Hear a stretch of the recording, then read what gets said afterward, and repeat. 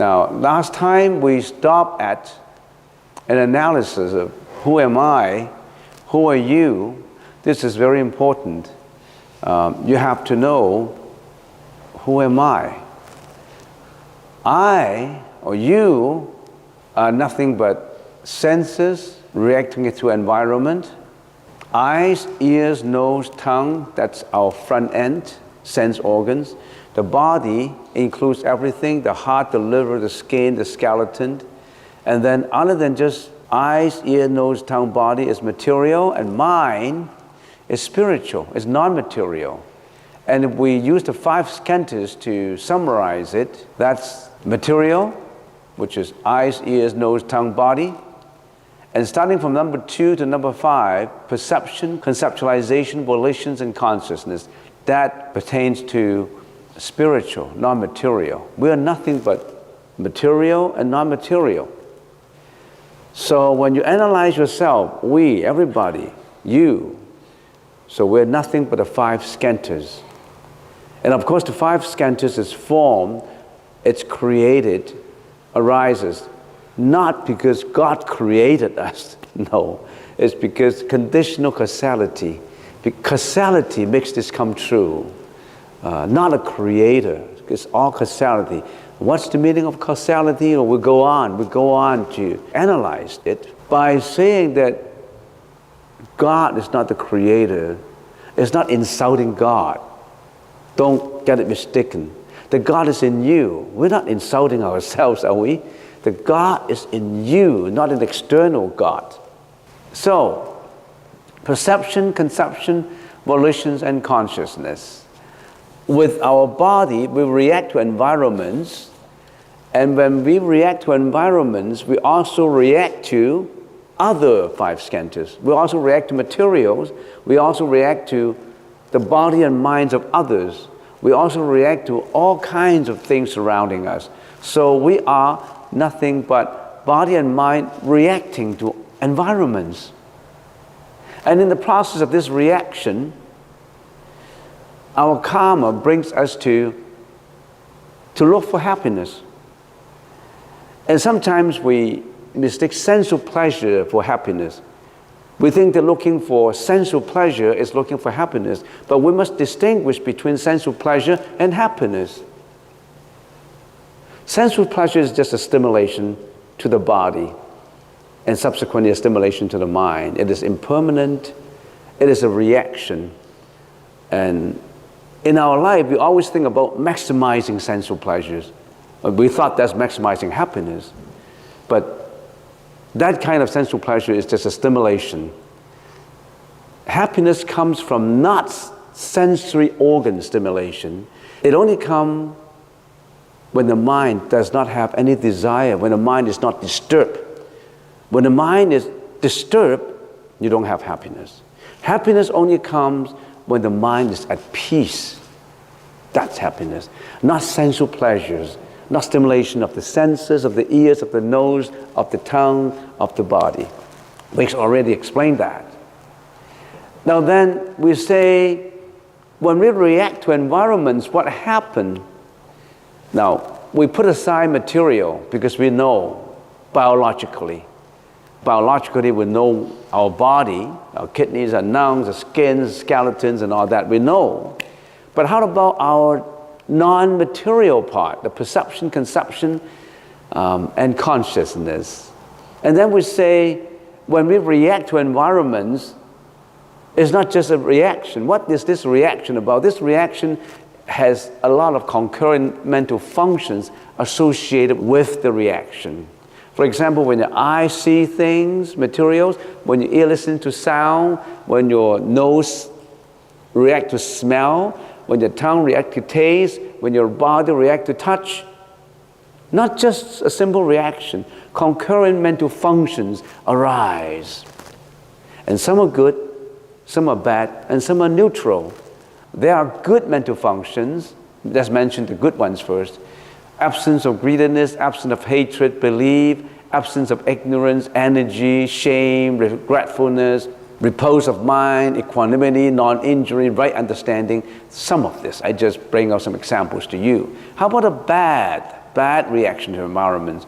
Greediness, hatred, ignorance, arrogance, doubt, false view, anger, enmity, concealment, affliction, envy, parsimony, negligence, forgetfulness, pride, fraudulence, shamelessness, remorselessness, restlessness, low-spiritedness, unbelief, sloth, injury, distraction, non-discernment, deception. You can go on. At the same time, their concurrent mental functions arise in our mind almost like instantaneously during our reaction. And that's what we call emotional reaction. Our problem comes with emotional reacting to the environments. Not just the bad ones, we also have good ones sometimes.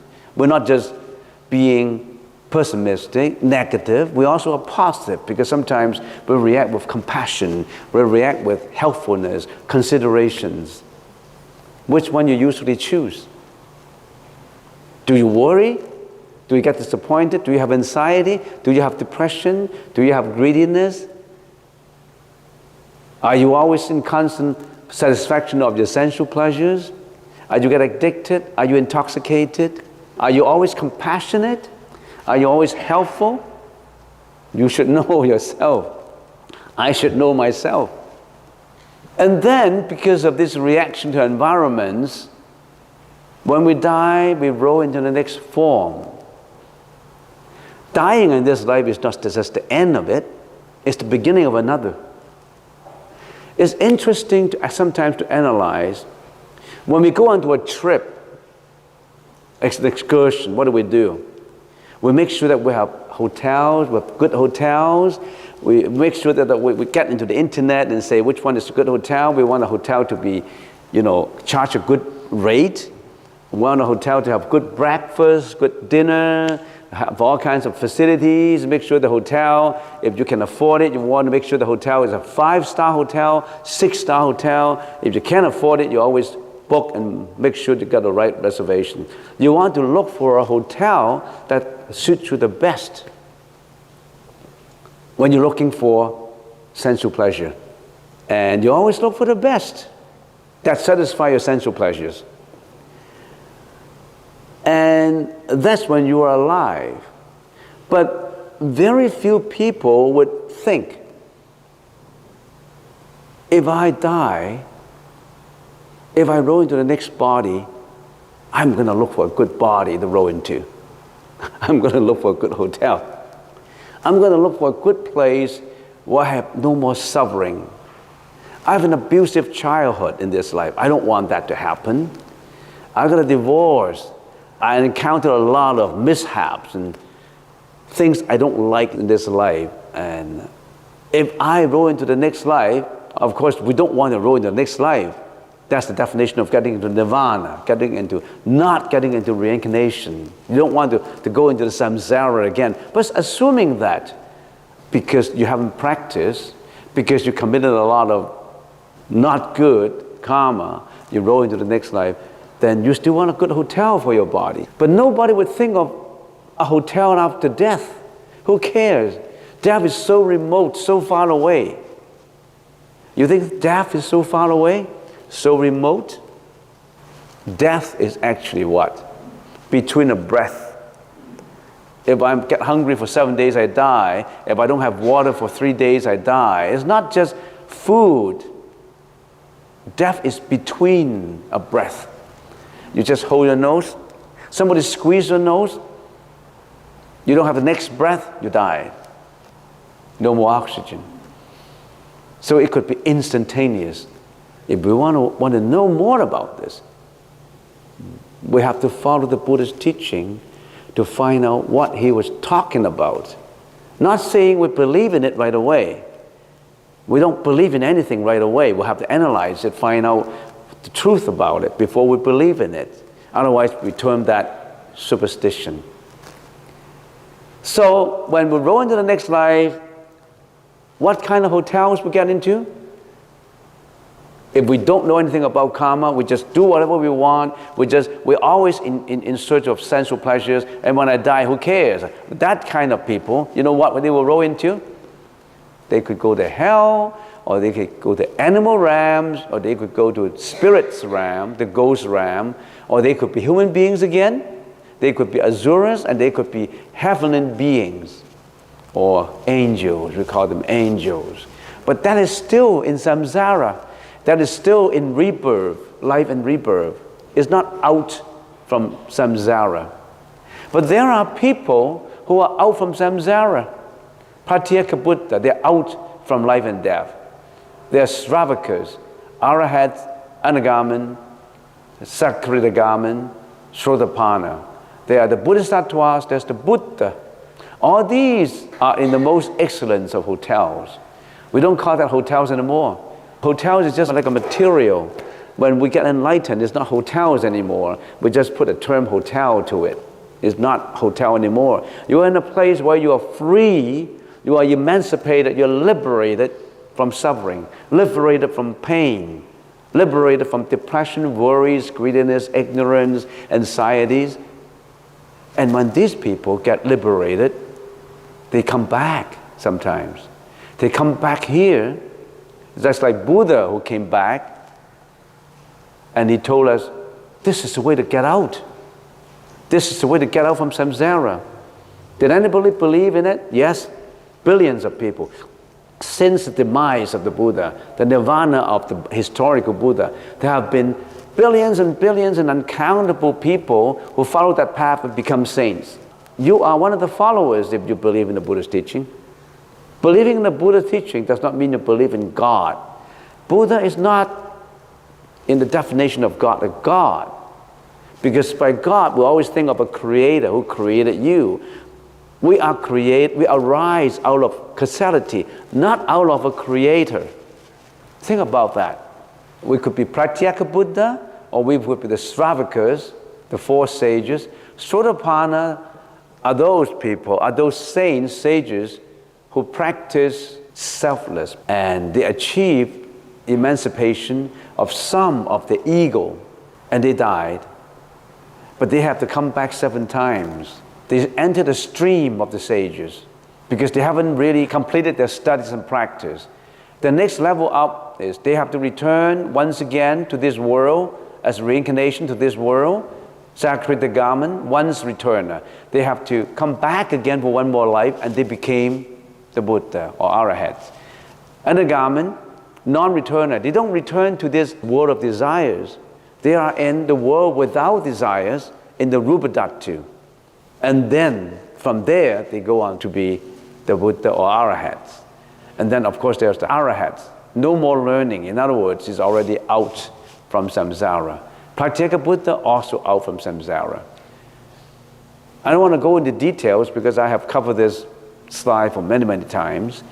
And I just want to point out to you why we have all this, who you are and where do we come from and what happened to us after we die and what happened to us before. We have many, many lives before, and if you don't get nirvana, if you don't get liberated from the samsara, you roll with your karma into the next life. Who gives you the karma? Nobody. You created your own karma because you created your own deeds. What is karma? Let's take a look at it again. It's worth looking at. What is karma? What's responsible for this life and death? Not God. Don't blame God. No. The God is in you. You created. You walk your own path. You are the master of yourself. Nobody else. Can you be a good master of yourself? Or you're a bad master, always involved in bad concurrent mental functions of greediness, hatred, anxiety. You create your own destiny, not God. So we say rebirth in samsara of sentient beings according to the good actions or evil actions in their previous lifetime. And they roll into the 6 paths of reincarnations. Hell, animals, humans, hungry, ghosts, asuras, and devas. If you don't understand these 6 paths of reincarnations, you always can get into the internet. There's a lot of information about it, the 6 paths of reincarnations.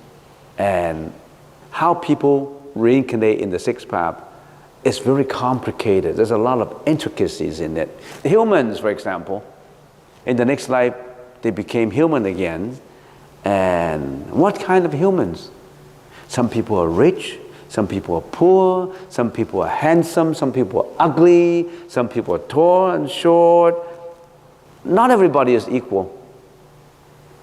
Is it because of the unfairness of God? No. It's because of your own karma. What you realize now, the effect you realize now, is what you have done in the past of this life, or in the past of the previous lives. Say, I give you an example. If you're always a philanthropist, if you're always giving, donating, giving, you may wind up this life to be a very rich man because you always give. There's a saying, the more you give, the more you get in return. If you're always stingy in your previous life, or you always rip people off, or you're always a gambler who is cheating, or you are a con artist, you always cheat people, then in this life, you may be extremely poor. And in your previous life, if you're always a hunter killing animals, if you're cruel, if you treat animals with atrocities, with cruelties, in this life, you may experience short life. You may experience unhealthiness. So everything has a cause, have many causes, multiple causes, leading to effects. We call that causality, conditional causality. Mind your causes. Watch out the kind of causes that you are cultivating now. You see, there's a saying in the Sutra, Bodhisattvas, or the practitioners of the Buddhist teaching, is very careful with causes. But the average sentient beings, they're not careful with causes. They just do what they want. As long as they have sensual pleasures, they kill, they steal, they lie, they commit sexual misconduct, they get intoxications, they do all kinds of things just to satisfy their impermanent sensual desires. It's only the wise who follow the path to curb those and walk the path of the sages. You have that choice. But usually what people choose, you know. What is responsible for rebirth?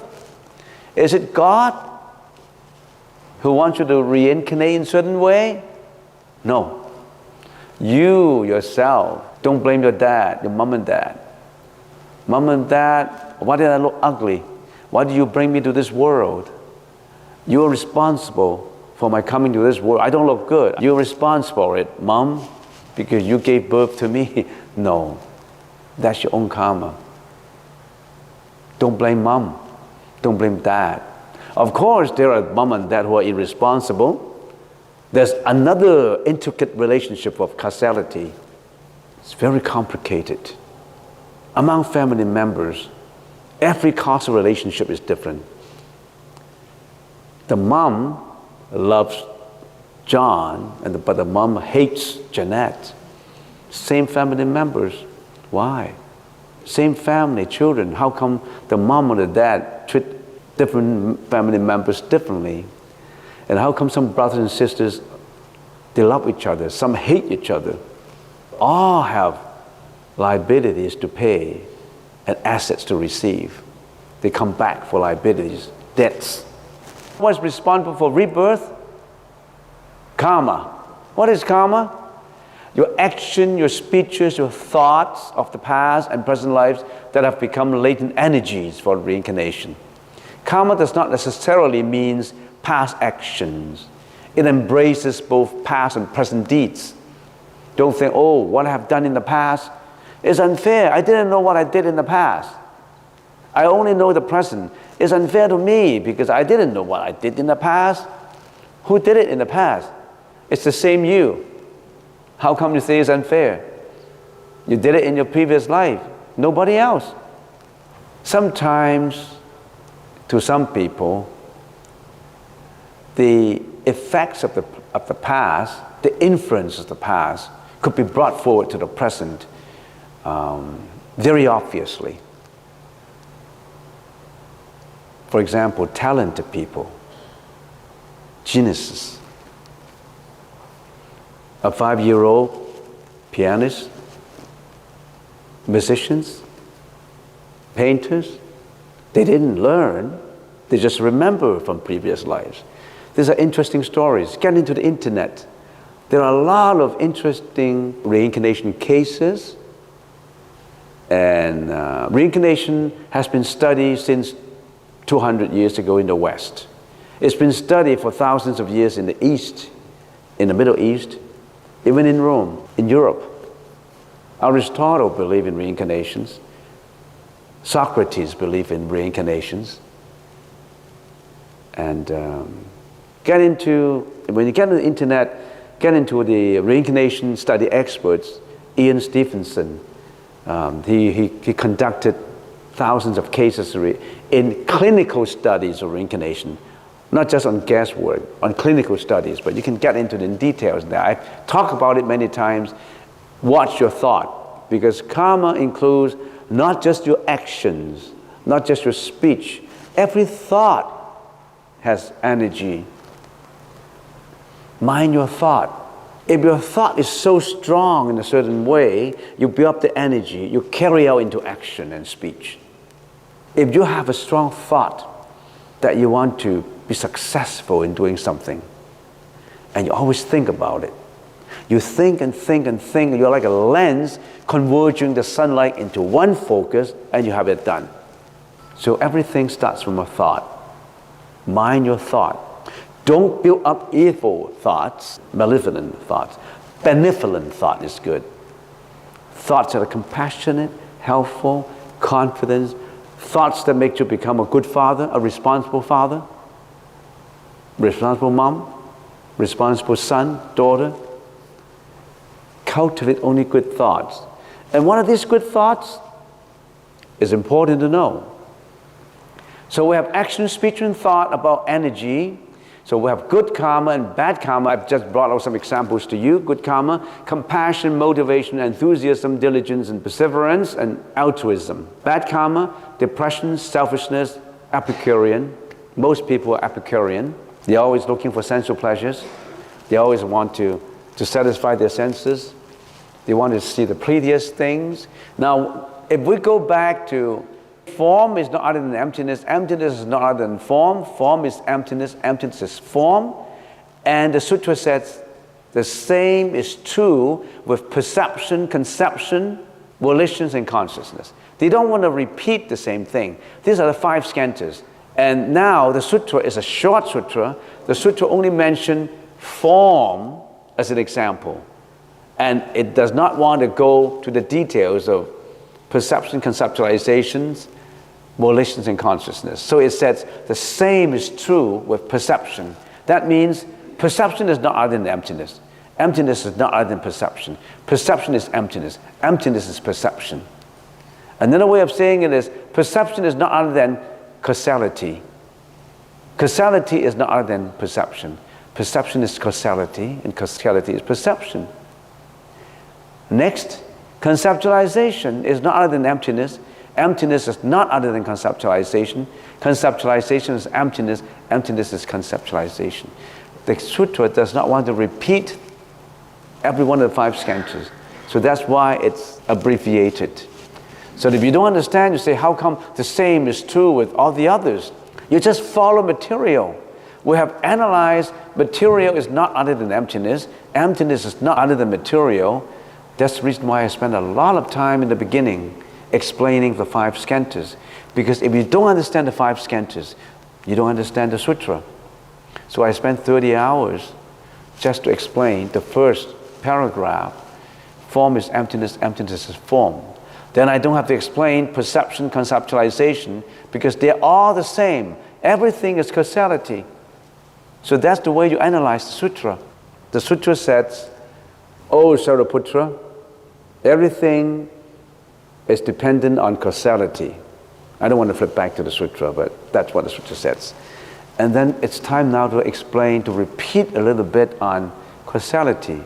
Because then the sutra go on to say, to reiterate again to make you understand, what is emptiness? You have to remind yourself what is emptiness. You have to remind yourself what is causality. What is the meaning of causality? Everything, material elements and mental elements, are characterized by causation. It does not mean that things do not exist, but rather their existence is dependent on multiple causes and conditions Nothing has its own inherent self-nature. Don't think of this body as you. You only temporarily appear in this body. This is only, as I said, a hotel, but you want to beautify it. Every day, of course, you take a bath to make sure that your body is healthy, to make sure the body is clean, to make sure you look the best about your body, about your appearance. And what is more that I want to add on to it, most people only pay attention to the appearance, but not the mind. Who cares about the mind? I look good, will be okay. So people take a bath every day bodily, but nobody would take a bath every day mentally. Do you have a healthy mind, a clean mind? How do you clean up your mind every day? You clean your body every day. How come you don't care about cleaning your mind every day? How much time you spend in cleaning your body? Some people can spend an hour in a bathroom.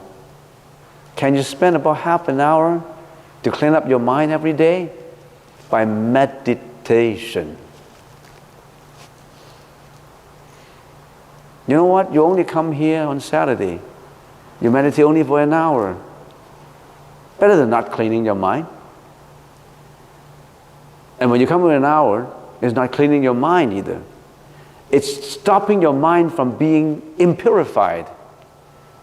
Because when you say, I want to concentrate in my in-breath and out-breath, you're stopping worries, you're stopping depression, you're stopping hatred, you're stopping greediness. You just want to put your mind on one object of attention. You're stopping your mind from being polluted. But you're not cleaning it. You don't need to clean it. You just stop the pollutants. And it's automatically clean. We say, okay, people argue about it. I have a body and mind and everything is causality. I don't have me. I don't have an identity. Oh, poor me. I don't have an identity. Who am I? I'm nothing? No, you exist. But your existence is based on multiple causes and conditions.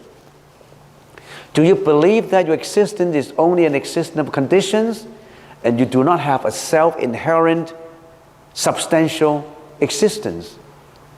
You think you exist? We don't exist. Only the causality exists.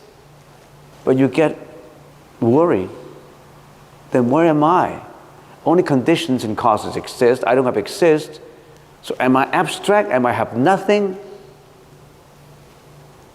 You have the consciousness. And consciousness is not an appearance.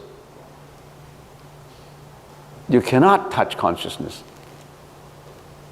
And that consciousness is a polluted consciousness. Wait until that polluted consciousness is all clean, then you're out of consciousness. And when you're out of that consciousness, you enter into the next stage, which is transcendental consciousness, which is beyond consciousness. Because when you think of consciousness, it's still polluted. So all things are non-self, because nothing has its own inherent self-nature. What is the meaning of having an inherent self-nature? When something has an inherent self-nature, they don't depend on conditions for existence. They can exist by themselves. They can arise by themselves. They stay forever because they have their own ability to be created. They can create themselves. They can exist themselves. They don't rely on anything to exist. But I can tell you, I couldn't find anything like that in this world. Have you found anything that is permanent in this world? Have you found anything that is not changing in this world? Have you found anything that is not dependent on causes to exist? I haven't found it. If you found it, you tell me. You can tell me at lunchtime. I found something that is permanent. I found something that is not dependent on causes and conditions. You tell me. Okay, all things are non-self. They do not have true identity. All things are changeable and therefore impermanent. Because of impermanence, the individuals experience suffering. Don't get fearful of impermanence. Don't get fearful of worrying about changeability. Don't get fearful of not having a self. Because of changeability, we become better. If there's no change, we can never be better. We can change for the better. We can change from being a sentient being into the Buddha. Causality, causation covers 3 times the past, present, and future. Cause and effect is the law of causation. If there is a cause, there must be an effect, and vice versa. All dharmas, or everything arise, abide, change, and cease according to the law of cause and effect. Each cause and condition has 3 moral qualities: goodness, evil, and neutral. All phenomena arise because of the mutual relationship of countless causes.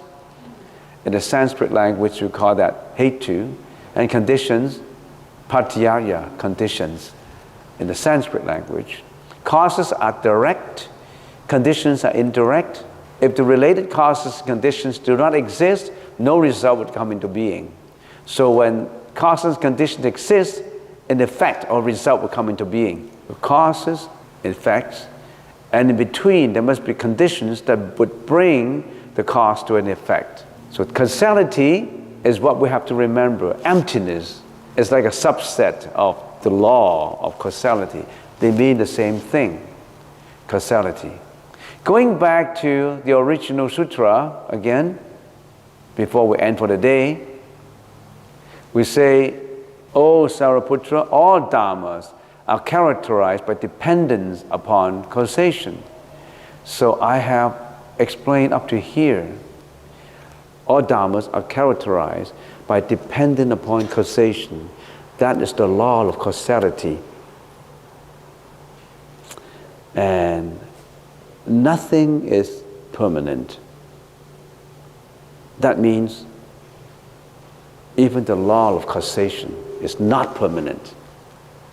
Even the Buddha is not permanent. We will have to find out why. Because when I say everything is impermanent, what I talk about should be impermanent, right? Every notion should be impermanent. I shouldn't be contradicting myself in saying everything is impermanent, but what I talk about is permanent. Everything is wrong, but what I talk about is right. No, that shouldn't be the case. So there's no Buddha. When you transcend permanence or impermanence, the word Buddha is just for the sake of calling it a name, for the sake of conceptualizing it. If we don't call it anything, how do we understand anything? Because we understand by conceptualization. Throw your concept away. Throw the Buddha away. When you're up that level, throw the Buddha away. We don't need it. We only need it now. Those are play words. Those are games. But without these play words, without games, how do we know? We call this the body. We shouldn't hate this body. This body is impermanent. This body needs to be clean. Are you telling me, Reverend Guan, that this body is useless and stinks and we don't like the body? Don't negate the body. It's the body that makes you become the Buddha. But don't attach to the body. When you want to go to Victoria, don't attach to the boat. When you want to get ashore, leave the boat. But you need the boat.